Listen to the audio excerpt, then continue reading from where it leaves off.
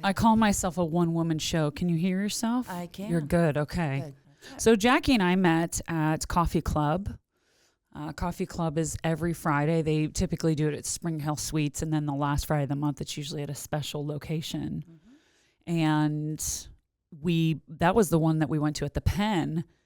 And I had, they'd passed around the contact sheet where you could put your name and your information down and stuff. And then everybody introduces themselves. And there was, how many people would you say? A lot. There were maybe 30. I was going to say 30. And as we were standing there and the contact sheet had gone around, I, had introduced myself and said what I do. And if anyone has a story they'd like to share and you want to come on the podcast, let me know. And wouldn't you know, as I'm standing there, I got a text message from Jackie. So Jackie is here from Sound Advice, which is her company. We're going to get Sound Advice Entertainment. You went to the University of Miami in Florida, and then your final year completed at University of Warwick in England. Okay. But they don't pronounce it like that. University of Warwick. Warwick. Yes. Okay, Warwick. I knew that I was going to listen. We're in Western Pennsylvania. That's we could get right. into That's that okay. Pittsburghese and When I lived over there, I actually started to speak. Warwick. I used to A speak. little British. Did you get yes, a little? I did. A little bit of. I did. Yes. But of course, I lost it again. Yeah. Well, But- I think what's so interesting is how we pick up those dialects when we live in different Yes. regions. And I myself have lived all over the country. And oftentimes people will say, "Where are you from?" Right. Because certain things will come out. That's right. And I don't notice if I have any Pittsburghese or if it's sliding back in at all, Mm-hmm. but I hear it in other people. Yes. Probably because I have spent a lot of my adult life, most of my adult life away. West Coast, Yeah. New York, Boston. New York and Boston are very different. Right. Now a word from our sponsor, BetterHelp. For a long time, I suffered with depression and anxiety. I had tried therapy before, but struggled finding a therapist I connected with until I found BetterHelp. That's why I am so excited to share BetterHelp's mission to make therapy more affordable and more accessible. Because finding a therapist can be hard, especially when you're limited to the options in your area. BetterHelp is a platform that makes finding a therapist easier because it's online. Remote therapy sessions, and by filling out a few questions, BetterHelp can match you to a professional therapist in as little as a few days. It's easy to sign up and get matched with a therapist. Click the link in description and receive 10% off your first month of BetterHelp. And by clicking that link, you support this channel. Plus, you can easily switch to a new therapist at no additional cost without stressing about insurance, who's in your network, or anything like that. I was struggling for a long time, and BetterHelp was where I found my therapist, Whitney, who I still see weekly for almost 2 years now. So, if you're struggling like I was, consider online therapy with BetterHelp. Click the link in description or go to betterhelp.com/alter eagle. That's better, HELP.com/alter eagle. There's no better time than now to start your mental health journey. Thank you again, BetterHelp, for supporting this channel. This episode is brought to you by R.W. McDonald & Sons Incorporated, Robert Stevens Jewelers. Thank you to our sponsors for your support on our first season of the Alter Eagle podcast. So, but it's really wonderful to sit down with you today. Oh, thank you. And thank you for having me. I'm so excited to be here. You're welcome. So we have a lot to talk about, but you are the mother of 3 amazing adult children. You're also in a polka band, an oldies duo, which I think is so fascinating. I need to know more about that. Love it. Love it. And we are celebrating your 10-year anniversary this month for the company that you founded called Sound Advice Entertainment. Yes. Part of the conversation, that we do want to talk about, and I think I'd like to just get right to that, is, learning about your struggles and how you overcame a painful divorce, creating a new life that you love, and talk about your messaging behind that. So go ahead and start with that. I think starting there, and then let's move into how that gave you, I feel like that gave you I often will use the term bandwidth, because I think sometimes we whether it's the glass is empty or the bandwidth. I don't know if you've ever used that before, but sometimes I feel like I don't have the bandwidth to take that on at this moment. But talk a little bit about what that was like, because I feel like we want to be very mindful too of, talk when we are referring to divorce. And we did talk about that with religion, especially, right? And everyone is on their own journey, their own path. So for you in particular, it was something that you just finally decided that it was the path that you needed to take. That's right. And taking that path also gave you the ability and the bandwidth to start your company. Right. And let me tell you, I didn't have any clue what I was going to do at that time. It wasn't like this was something that I thought of and had a dream to create this company. I really literally fell into it. But I do want to say, my ex-husband is a great guy, and he's a great father to the children.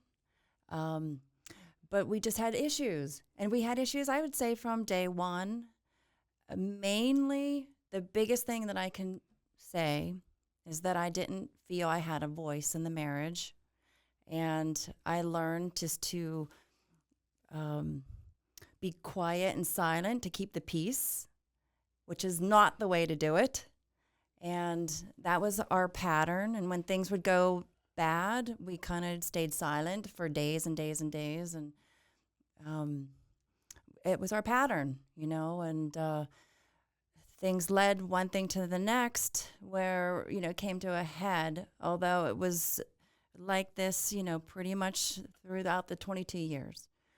At one point, I did give him an ultimatum, we need to get help and healing, and I mean real healing, or we need to make a concrete decision. And at this point, we actually were in counseling for a good year, and believe it or not, the counselor fired us. The counselor said, "You know what? I don't think I can help you too," and she let us go. That was unbelievable to me, and his response was, "I am not going to do this again with someone else. I'm not going to dredge up all that again, from the beginning with a new counselor." So we ended up, just kind of spending the next 6 months without any help at all, not only staying status quo, but going deeper and deeper into what I say is my pit. And that's when I decided, I have to make a decision here. And honestly, I actually would always give him the power. I would say, okay, you need to let me know, what do you want to do? And there came a point where I got some strength through a family member. And she said, why are you giving him the power? What do you want to do? So I did give him one more opportunity, actually. I said, I want you to really think about this. This is, I don't want to live another day like this, and I would have done anything. Literally, I would have done anything. I did not want to break up my family. And most women would say the same thing. But I didn't want to live the same way I was living either. I wanted change, and I wanted healing. I wanted help. I didn't care what it cost. And believe me, at that time, actually the whole marriage, we didn't have a lot of money. I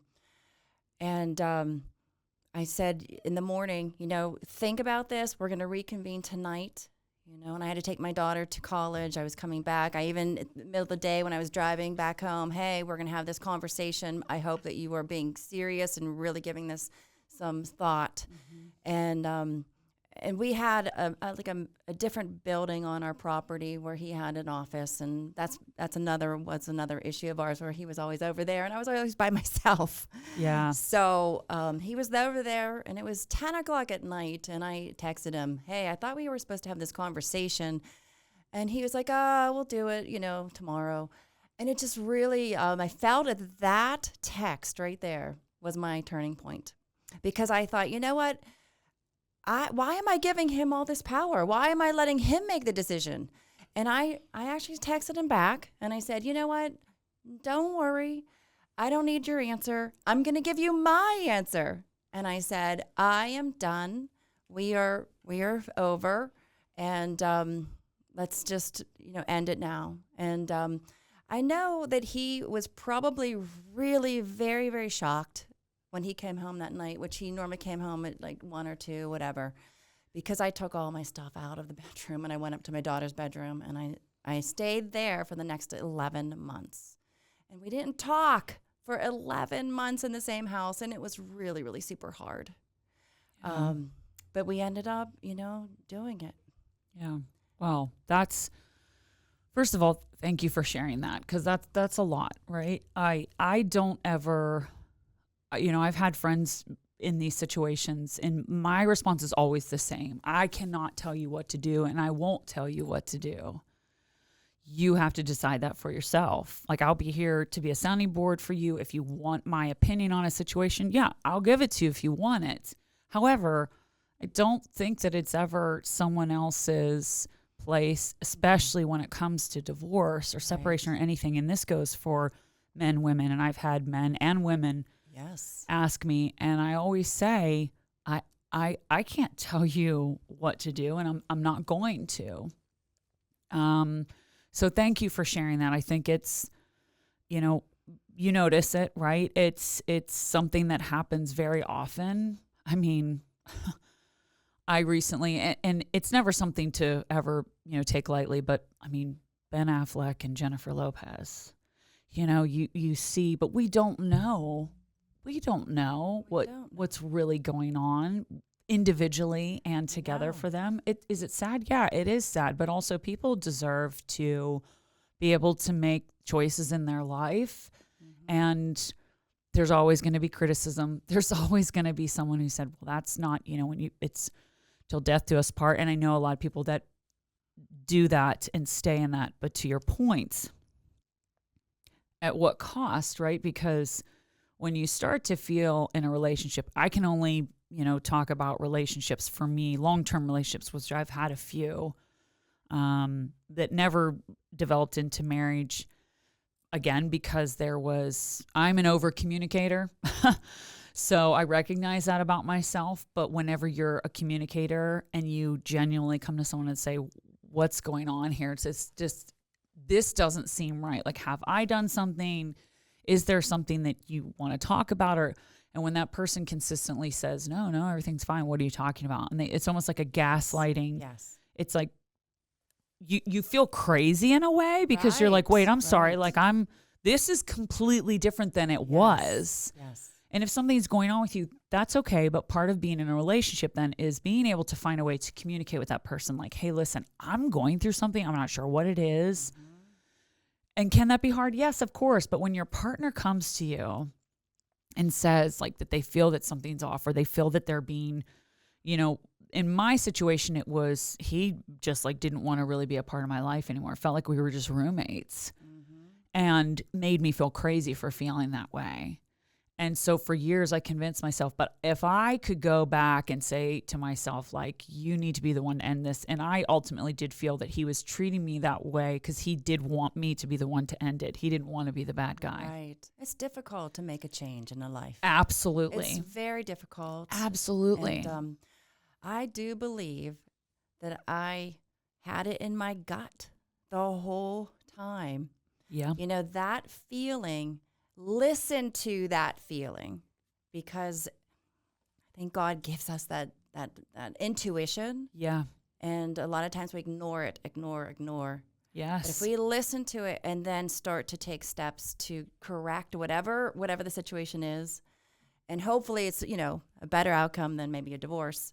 But in my case, it really was. And I look back now, I'm, 10 years beyond, and couldn't be happier now with my life. But I do want to say, I didn't paint the picture of what I was like. I was a basket case for a good 2 years.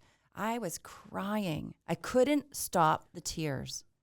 Even when I went to work, I taught music in private schools. So I'd have, students coming one-on-one. I'd have a band, whatever. But, I had a hard time letting the tears not come down and just flow. When I was home, I was in my bed. I was absolutely a basket case. I was depressed, didn't want to be around.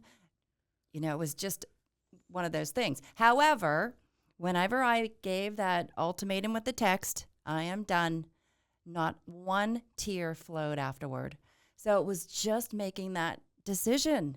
Once the decision in my heart was made, then I knew, okay, you know what? I'm ready. I'm ready to make that switch, that pivot in my life. I put the pedal on the metal and never look back. Yeah.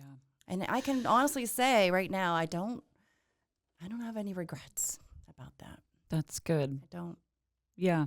I understand that where there is that moment. And I think a lot of people experience that in life, whether it's a job or a relationship or even a friendship, right? That sometimes happens with friendships, unfortunately. And as we get older, we find that. And I think that life is about meeting, there's that people come into our life for a reason or a season or, and I've had a lot of seasons, and not that I don't appreciate those friendships, but a lot of times you will be going through something and there's people that just can't handle what you're going through, and they just have to step away. They have to go into the wings, right? I mean, I'm a theater person, so they're off stage, right? They step off stage, and I have had times where I reach out, and you're not getting any type of response, like not even a text or anything. Right. But I've also found what's interesting is some of those friendships, because this is something I want to talk to you about as well, because you had the people that were there that supported you and were able to handle that with you, right? Even like the hard times leading up to this. Yes. Because that can be a moment of turmoil in that part of your life where you're like, I need to be able to continue to talk about this until I'm through it. Yes. So a lot of the people that, stuck by you are now, some of them are a part of your company. Yes. I mean, some of your children are a part of your company. Yes. And your boyfriend, if we are comfortable talking about him. Yes. Yes. So let's slide into this. Sure. So first of all, I want to know the name of the company, Sound Advice. I don't know where did you come up with that? And I love I really like the logo. I like your logo. Well, you're gonna not believe it, but during the early baby stages of this company, my ex-husband actually came up with a name, and he came up with the logo. He was a graphic designer. Wow. So he helped me with that.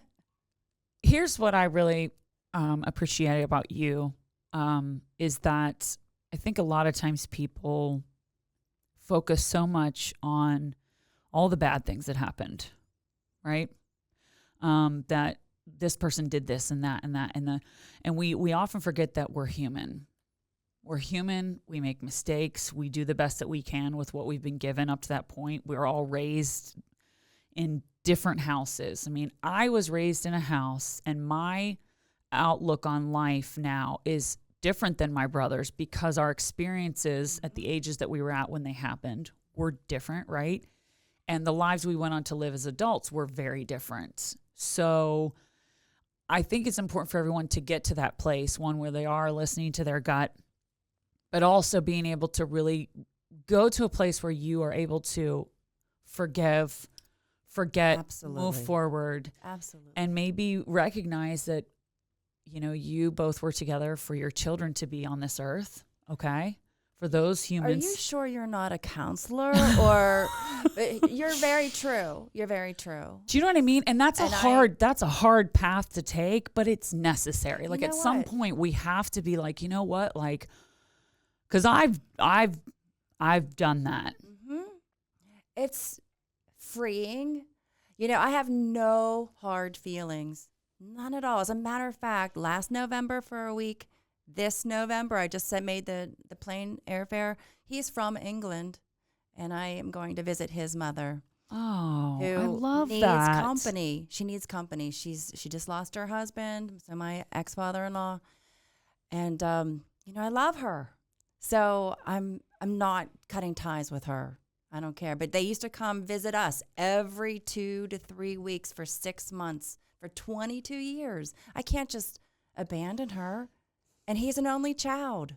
So, I want to go over there and be with her as much as I can, which isn't much. Once a year is not much, but it's better than nothing. That's a really beautiful thing to me, because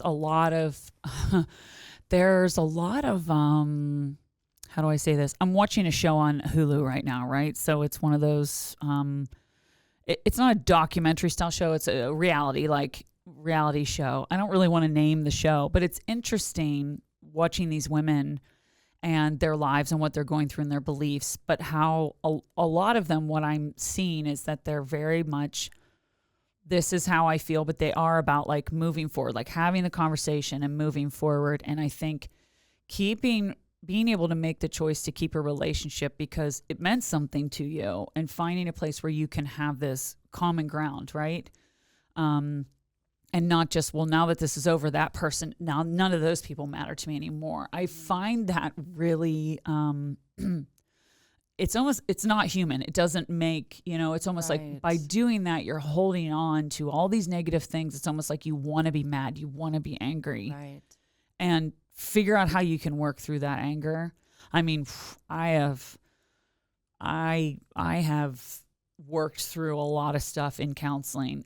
It's funny. My mom said that to me. She's like, I really think you should go back to school and be a counselor. And I was like, but that's kind of what I want to be able to do with this as well, is I want people to feel comfortable talking about their experiences, because there are definitely women and maybe men who are hearing this and thinking, okay, you're not saying divorce is the route, right? That's not what you're saying. That's not what we're saying here. We're saying that you've got to, when is enough, right? And when do you have to realize that what's going on here is not healthy for either one of us or for anyone else involved in this situation? I do believe a lot of people can go through very hard times in a marriage and go through that, and they might have to go through it and they will come out of it. Yes. Is that possible? Absolutely. Absolutely. I love that the name and that there was no like, I don't know. It wasn't like you were like, I'm coming up with a new name. We need a new logo. I don't want him to be any part of this. I love that. So Sound Advice Entertainment. I love the name too. I do too. I love it. And there's purple in there, and that's my favorite color. And purple's my favorite color. I know. We talked about that. I love this. Okay. So never have enough. So when you started, I'm assuming, and you can correct me, that you probably didn't have all these categories, right? No. So where did we start? Okay, we started with the way this business started, because I said I didn't even think about doing this particular business. Mm-hmm. And the way it happened is that I was in a duo. Goodness gracious. It's hard to remember. I love this. It's hard to remember all this, the timeline, how things went, but ultimately, I was in a duo, and we were two clarinet players, and we just met at a symphonic winds rehearsal that we would do in Seton Hill. We do this every Monday, and we became friends. We decided, let's go an hour and a half before rehearsals and just go in a practice room downstairs and just play duos together. And we had a blast, and we were good. We both were, trained musicians. And I said, we need to get some sort of an audience, because we're wasting ourselves being in this little boxy room here. Yeah. I ended up, I don't know, I call this person an angel. I don't know how I found her. I just remember being in a coffee shop one day. I don't remember her name. I wish I did. I'm going to call her Angel. Okay, we'll go with that. I like that. Okay, so Angel she's the one who gave me the idea. Why don't you go and call on retirement communities? They need entertainment for their residents. So that's what I did.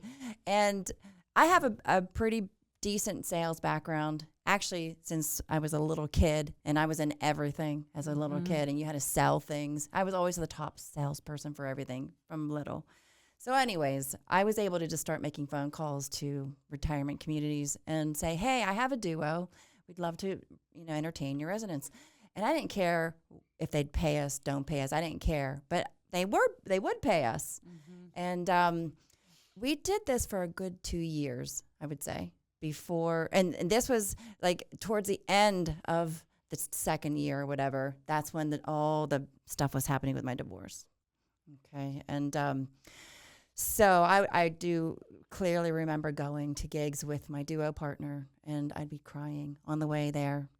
And then we'd do it, and then I'd come back fine. Because you know what? Music is, I say, miraculous. Music is amazing. It's therapy. It's Yeah, therapy. It's therapy. It yes. was, and I would tell these beautiful audience members that we were playing for, I say, you know what?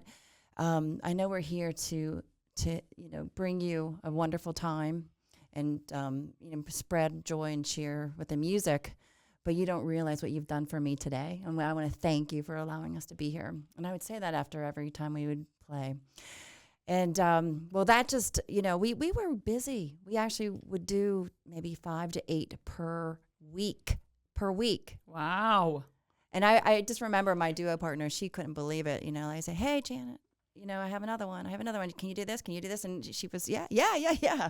So I guess what that did for me, and remember I said there was that day where the scales came off my eyes. I was ready to just put the pedal to the metal. Well, I didn't realize this was going to become my sole source of income. But at that point, I decided, and you know what?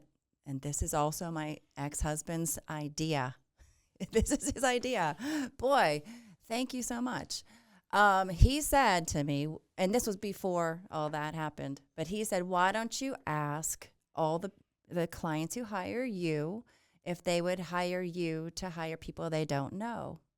So that's what I started doing. I started calling the people who were my clients already. So I had a pretty decent set of client base at that point, but that was just like for my hobby, going out, entertaining. And a lot of people hobby. were probably referring to it as your hobby, and in your head you're thinking. No, actually I wasn't really thinking. I really wasn't.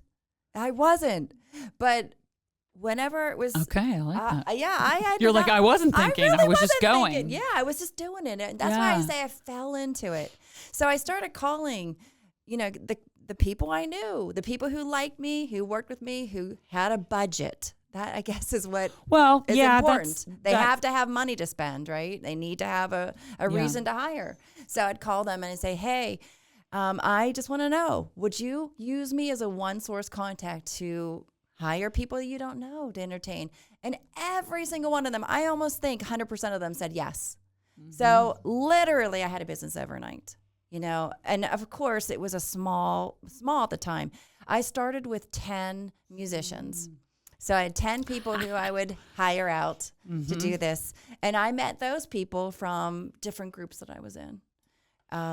Today, and I can't give you an exact number, I should have looked, but it's about 3,600 acts in my system. Whoa. Now, that is not 3,600 individual people. So say, for instance, I have a balloon artist like we were referring to. I have a balloon artist who's also a face painter who also does airbrush tattoos, glitter tattoos. That one person might be in my system 5-6 times, depending on, or if someone's a jazz musician, they do solo, they do duo work, trio work, band. I'll put them in my system so that the acts will add up when you do that. Wow. But yeah, that is that.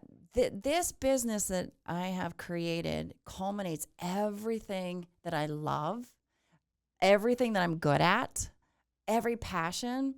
And so I feel like I'm not really working. I love everything I'm doing. It's amazing. It's absolutely amazing when I look back. And, I remember thinking, boy, if I could just get 50 acts in 1 month, and it took me a good while to get up to 50 in a month. Of course, yeah. And I was like over the moon thrilled. But I was, I learned a lot of lessons along the way. One of them being that I remember going to my gigs, because I was still gigging myself.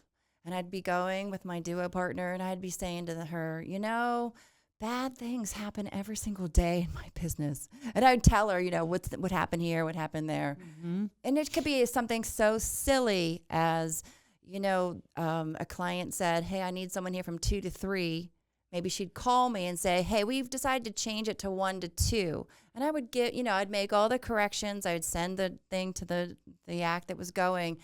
And then they would use the old contract and they'd go from 2 and then the event was over. something like that. So they Just wouldn't like be there for the event. One little So thing. the devil is in the details, and I knew real quickly I needed to get computerized. Couldn't be manual because it was starting to grow, and I was starting to make a little bit of mistakes here and there, and I didn't want to ruin anyone's event. But the point being is I would verbally say it. Bad things happen to me every day. And guess what? Bad things happened every day. Because you were verbalizing it. I was verbalizing it. I was putting it out there. Thank you. I was just gonna say, are you one? I'm a subscriber there? of that. I'm a subscriber of that. Oh my Lord. That's works. a real thing. It works. If you don't know this, and I didn't know it, I started reading Power of Suggestion. Oh my gosh. So I started to just tweak what I said to myself. Good things happen to me every day.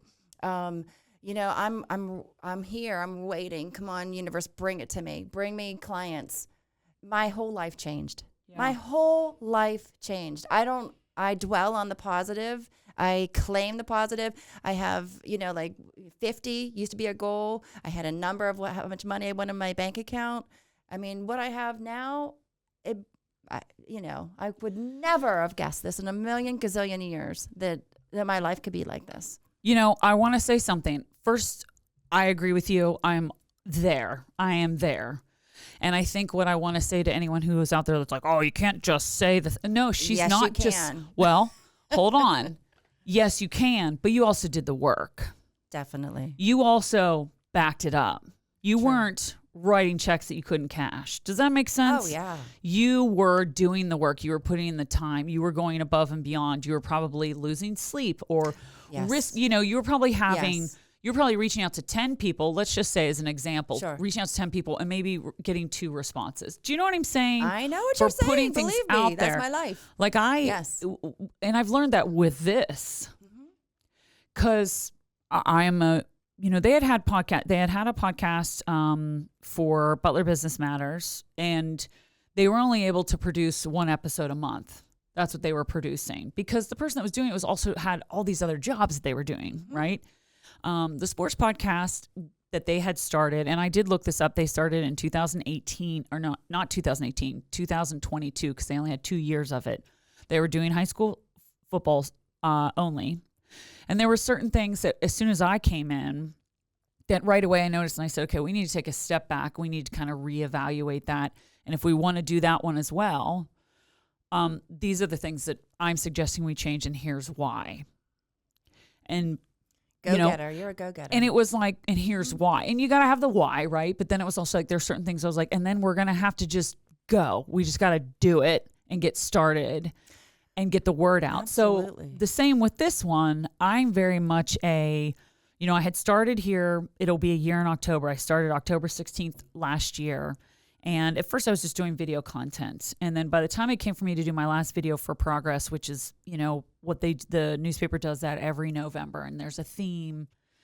I sat in Tammy's office, my boss's office, and I said, I have this one video, one last one for Progress to do.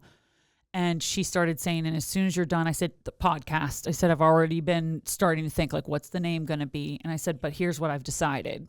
And this was probably the last week in November. I said, we're launching it in February. And she looked at me and she's like, okay, well, what's the name? And I said, let me explain something about how I work.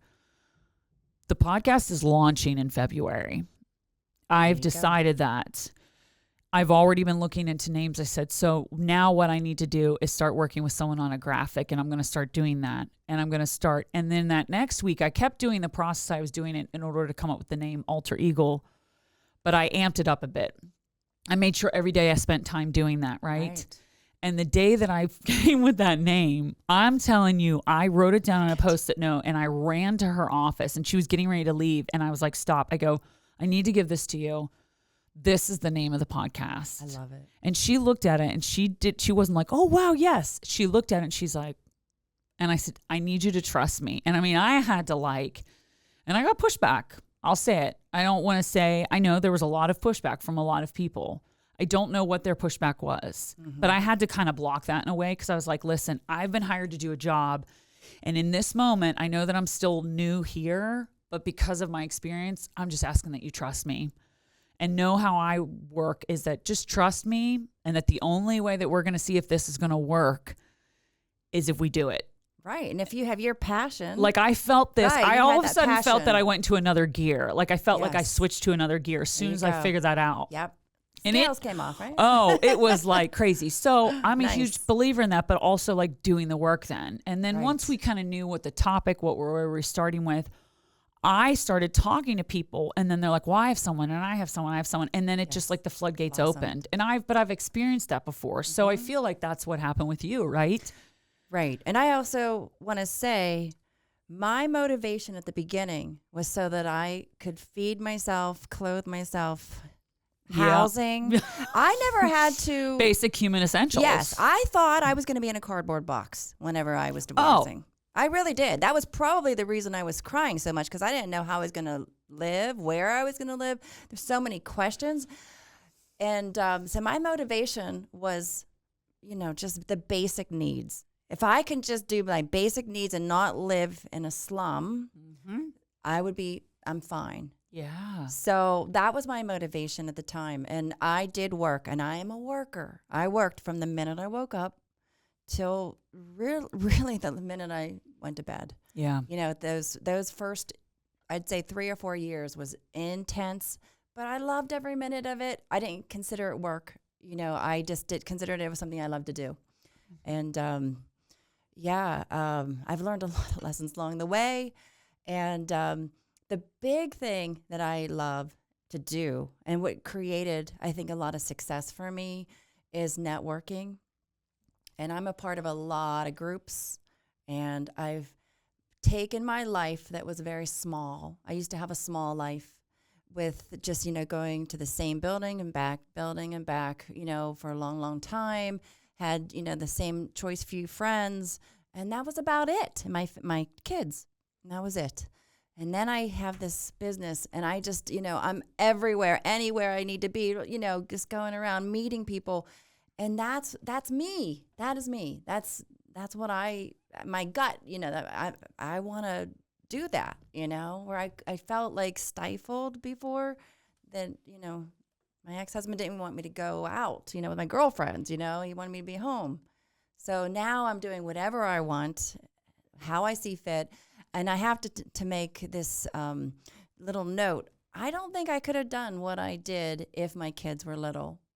Even Of course. I really couldn't. I mean, I was at a time. I think a lot of, I do think that there are a lot of situations, and rightfully so, that the kids come first, and Definitely. you ultimately decide. Yes. And it's everyone's decision, right? To think, what's the better situation here for my children? I think it's important for people to hear this, because it's like, if you want to stay and try to make it work, do that, like it's your life. It's ultimately is what it comes down to, right? Right. But I think with your business as well, like you're talking about all these lessons, I always say this, and if you agree, that failure is a part of success.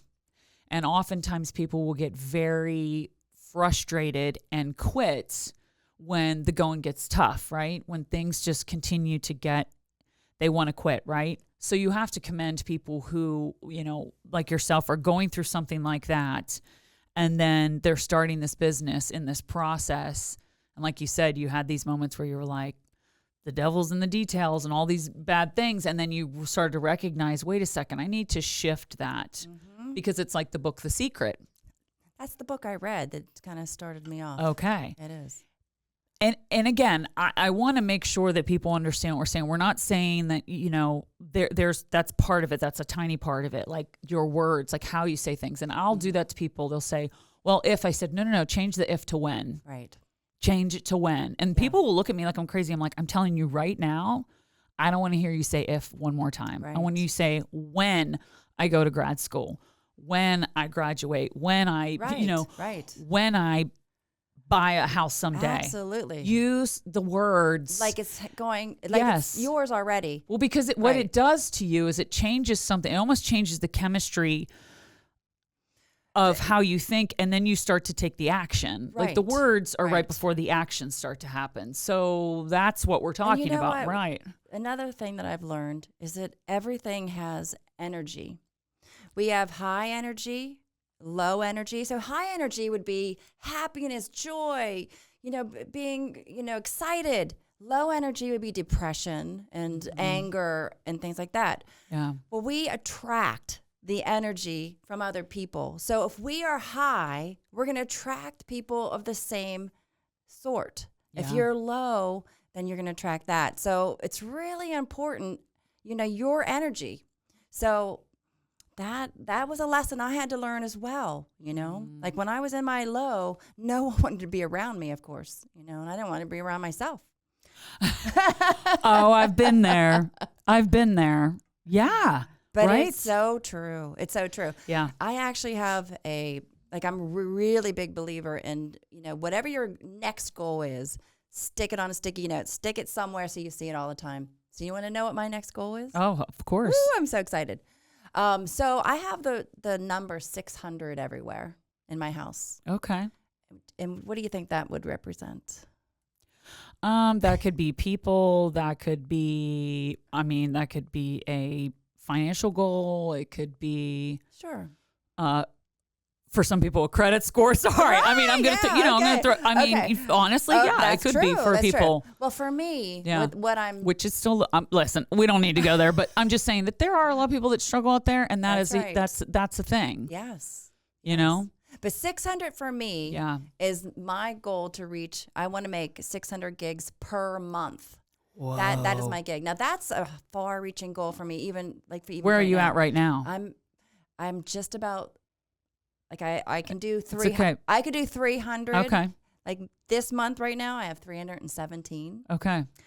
So 300 is where I'm at. Yeah. But I know it. It's happening. It's gonna happen. That's a big goal.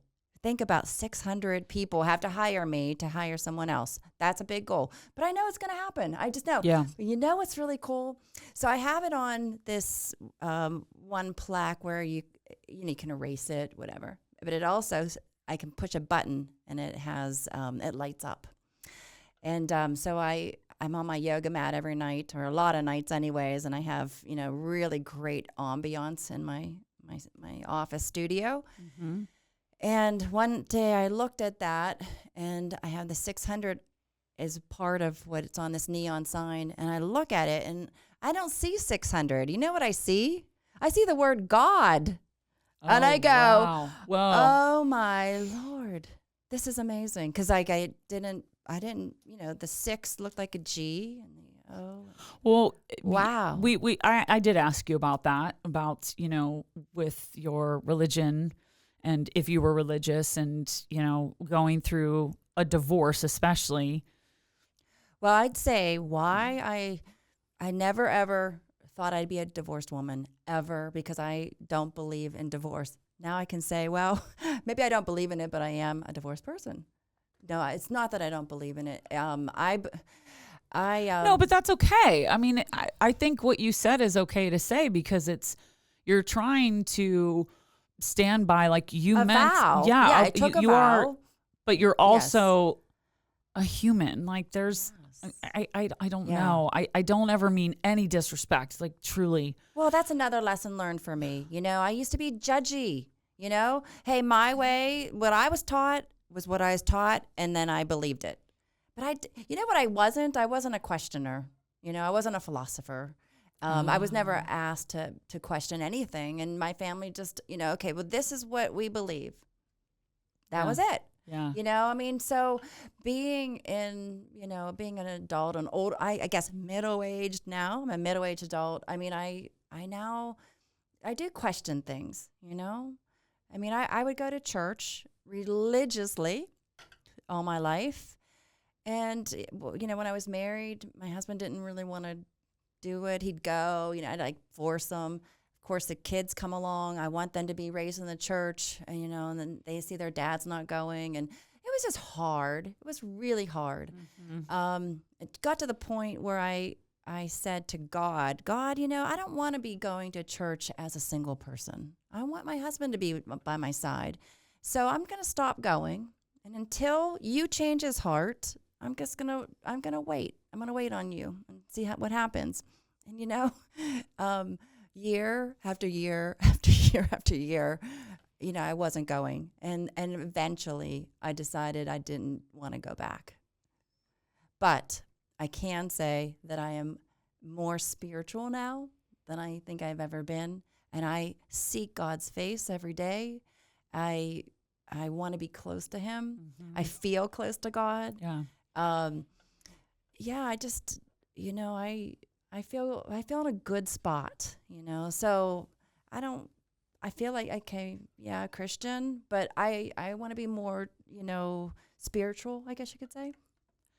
Well, yeah, we can agree on that. And I haven't really gotten too much in on this about my faith and where I'm at, because I have a lot of layers to mine and experiences, like losing my dad I one time made I'm popping onto a separate thought here, but I lost my dad when I was 14, and I had put something on Facebook once, right, when I was in my 20s. And I think it was an anniversary of some sort, and I commented, and somehow a girl that I worked with in New York, she left me a really lovely comment, but then someone that she was friends with, like somehow they saw her comment on my thing and made a comment that said, the young age of 14, what is that all about? And it was so interesting because at that time when I was in my 20s, I took everything to heart, right? Everything. I didn't know this person. I'd never met this person. Right. And what they said mattered so much to me that they thought that, and that they made me feel like, but I was. At 14, there were a lot of things that I didn't know, and I'm not taking away from anyone else's experience. Like maybe at 14 you had to be more grown up than I did at 14, but at that point I did have to grow up a lot. Yeah. Because from that point my entire life changed. So to me it was too young of an age to lose my parents. Oh my. But I also about didn't that. have enough life experience to recognize that there are a lot of people out there that never have parents. I met a girl shortly after that I worked with when I was living in New York City, who both of her parents had died at a young age. She was in her teens. Like one of her parents died when she was 8 and another one when she was a teenager. So for a long time, she didn't have either of her parents, but she had grandparents that stepped up. But still, she was also taught a different way on how to deal with that situation, where for me, I was sort of, and I want to say taught, to almost be a victim. And it wasn't until I recognized that I didn't like that. I didn't like that feeling, and that I'm not a victim. Yeah. So again, here's where we are. Again, we're going through, like, everybody's life experience is different. The way that we all process things and go through things. So I'd say that's probably for me when my faith started to shift a little bit. Although I've had some really spiritual, universal, like I get signs from the universe all the time. Too. And a lot of people can say maybe they think that's God. Okay, but I believe it's the universe. I believe, and to me, that's something much bigger. And if they want to say that's God, that's fine. But to me, it's just something much bigger. So I love that you notice that, because not everybody notices stuff like that.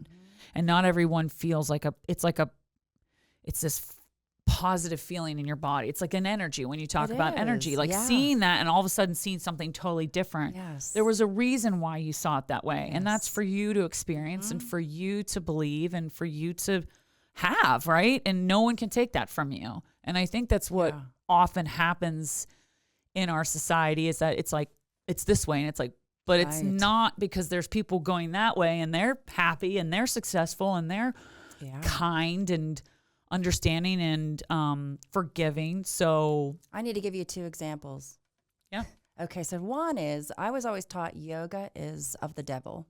Were you taught that? What? No, I love yoga. Oh, what? Really? Well, just, don't ever do yoga. It's not Christian. I was taught that from a young age.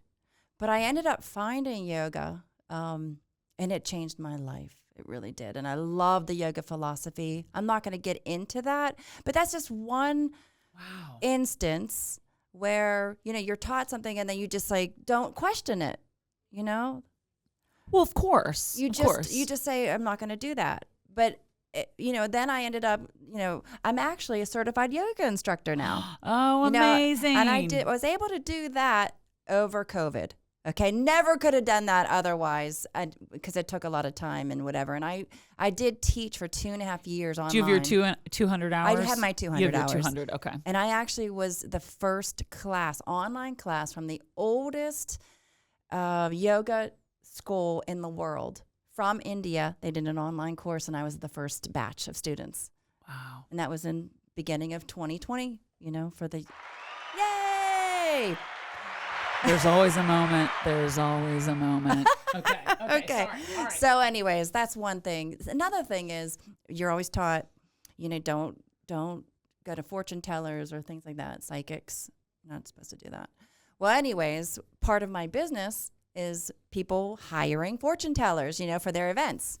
So I had this one lady who I book out, and she offered me, she says, I want you to come over and I want to show you what I do. So I did, and it was really, really eye-opening and interesting.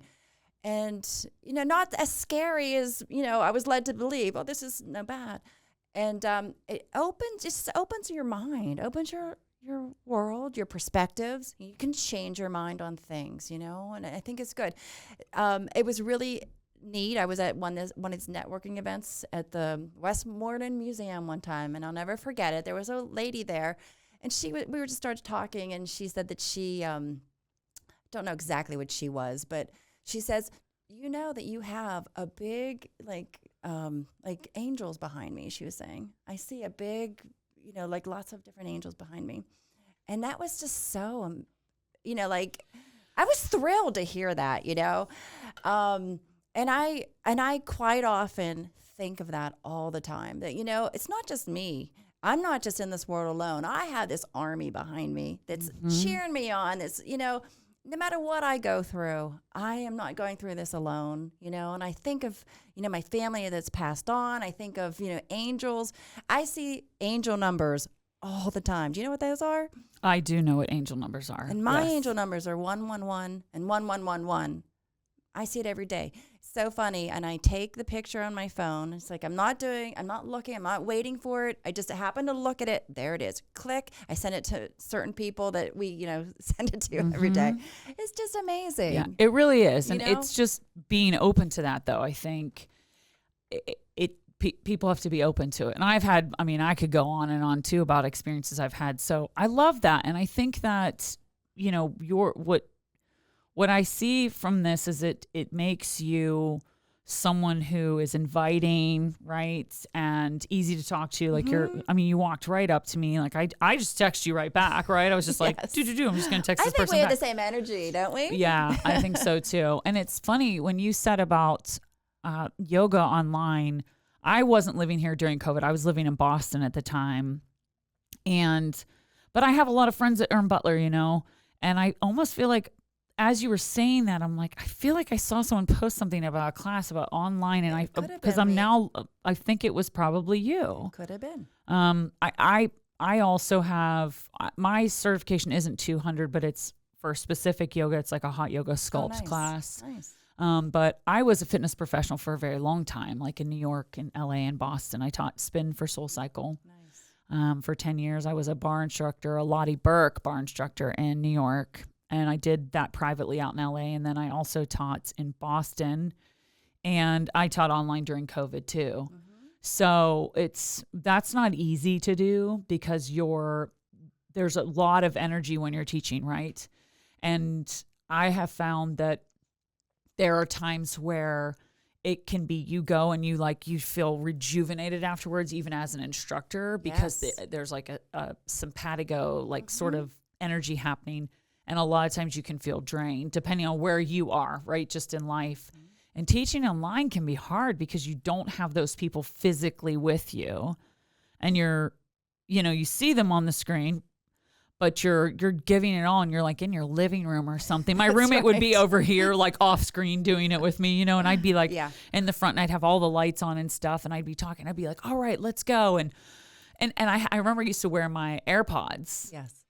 So the sound was best, and we were able to hook my computer sound through the Zoom and dripping sweat. And one time I'm doing it and one of my AirPods falls out, so Yeah. then it was the one that shut it off. And then it was just, there's technical. there's always technical stuff, but Yeah. you just keep going. So being an instructor is something that, it's almost like it's definitely a personality. It's almost like you had this shift in your life.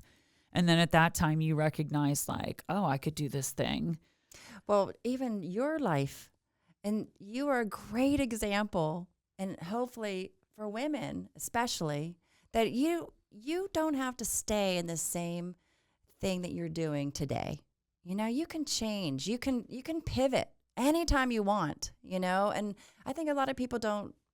They're scared. They're scared to pivot. But you just said, you were instructor for 10 years. Well, you were on stage. I can go before that too to my dance career. Like See, there there's you go. before that. It's interesting that you said that because I have two big goals that I will achieve in my life. Good job. And I knew as soon as I was saying once, I was like, hold on a second, Laura. It's Hold coming. on, I was like, it's coming. Will. You don't know when, but it's coming. Voice actors, like it's That you have is to hard. constantly be Yes. doing it. Yes. And that is my next goal, is to get back into that. So like as soon as the Yes. show is over, Right.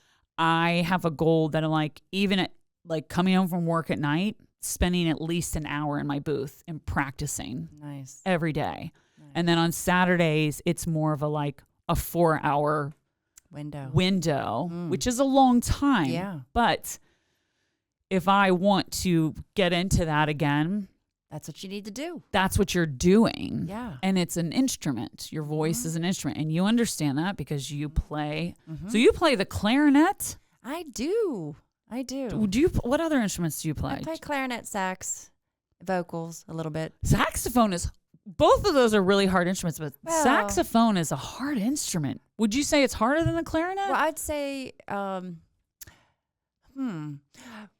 the clarinet is harder, I believe, than the sax. Because the keys. Because you have to cover your fingers, whereas the sax you don't. You just cover the you keys. can- Keys, okay. But I started with clarinet, and that is my instrument. So Okay.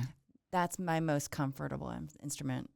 We just played for the Sprankles Oktoberfest. this Yeah. weekend. You were saying that you were That doing was that. a lot of fun. Oh, I It bet. it was great. I was Yeah, at the that's theater okay. like every day. Yeah, no we were problem. painting our set and it was, yeah.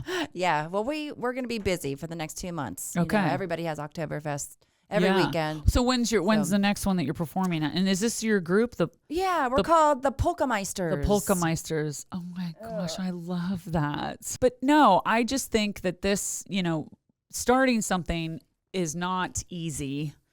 When you start with an idea in your head. So I just want to finish this with anything you'd like to say to anyone listening who is perhaps thinking of whether it's starting a business or a new venture or listening to that feeling in their gut or whatever. What would you say? I would say, you know in your gut if you're doing what you're supposed to be doing at this very moment. And if you need to make a change, you need to just take one baby step and then the next baby step. You don't need to know from here to the whole point, way over there. Just one baby step at a time. Mm-hmm. And then it will take you to your brand new life that you're going to love. And it's not scary. And find a mentor. Find some people that you can talk to and who will help you. All of that is, where everyone's around and available. Try to get on that energy level, and then you'll find them. People will start coming out of the woodwork, right? I love that. Yes, yeah. absolutely. If anyone wants to contact me, I'm happy to help you too. Yeah, all of our information will Yeah. be in the caption of these episodes. So if you're listening on Apple Podcasts, if you go to the description for the episode, Spotify, it'll all be there. YouTube, obviously, you have that underneath. Everything will be there for you to get in contact with Jackie. And thank you so much for And taking thank time you, out of your day. Laura. You're welcome. And I love the name, Alter Eagle. Thank you. Yeah. Well, it's awesome. another side, right? It's yeah. Thank you for tuning in to Alter Eagle. Join me every Monday for a new episode. And be sure to click subscribe so you don't miss a single episode. Follow us on Instagram at Alter Eagle Podcast. Until next time, stay safe, stay hopeful, stay kind.